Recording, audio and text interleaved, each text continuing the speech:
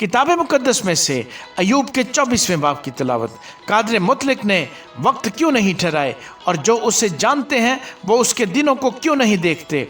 ऐसे लोग भी हैं जो जमीन की हदों को सिरका देते हैं। वो रेवड़ों को जबरदस्ती ले जाते और उन्हें चराते हैं। वो यतीम के गधे को हाँक ले जाते हैं। वो बेवा के बैल को गिरव लेते हैं। वो मोहताज को रास्ते से हटा देते हैं। जमीन के गरीब इकट्ठे छिपते हैं। देखो, वो बियाबान के गोरखरों की तरह अपने काम को जाते और मुशक्कत उठाकर खुराक ढूंढते हैं। बियाबान उनके बच्चों के लिए खुराक बाहम पहुंचाता है।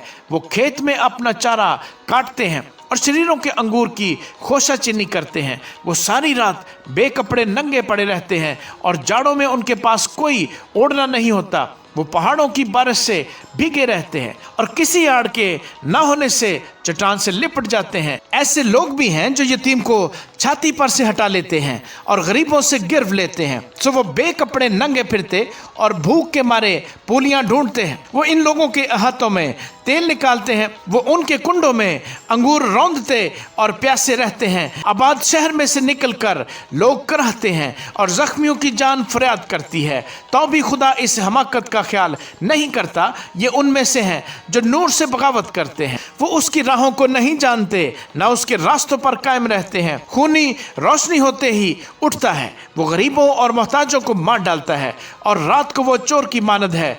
जानी की आंख भी शाम की मुंतजर रहती है। वो कहता है किसी की नजर मुझ पर न पड़ेगी, और वो अपना मुंह ढांक लेता है। अंधेरे में वो घरों में सींध मारते हैं। वो दिन के वक्त छिपे रहते हैं। वो नूर को नहीं जानते, क्योंकि सुबह उन सबों के लिए ऐसी ही है जैसे मौत का साया, इसलिए कि उन्हें मौत के साया की दहशत मालूम है। वो पानी की सतह पर तेज रो है, जमीन पर उनका बखरा मलाउन है। वो पाकिस्तानों की राह पर नहीं चलते। खुश्की और गर्मी बर्फानी पानी के नालों को सुखा देती हैं।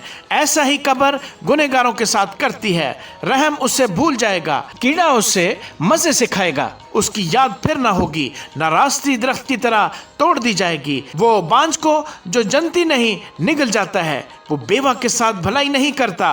खुदा अपनी कुवत से जबरदस्तों को भी खींच लेता है। वो उठता है और किसी को जिंदगी का यकीन नहीं रहता। खुदा उन्हें अमन बख्शता है और वो उसी में कायम रहते हैं, और उसकी आंखें उनकी राहों पर लगी रहती हैं। वो सरफराज तो होते हैं पर थोड़ी ही देर में जाते रहते हैं, बल्कि वो पस्त किए जाते हैं और सब दूसरों की तरह रास्ते से उठाए जाते हैं और अनाज की बालों की तरह काट डाले जाते हैं। और अगर ये यूं ही नहीं है तो कौन मुझे झूठा साबित करेगा और मेरी तकरीर को नाचीज ठहराएगा।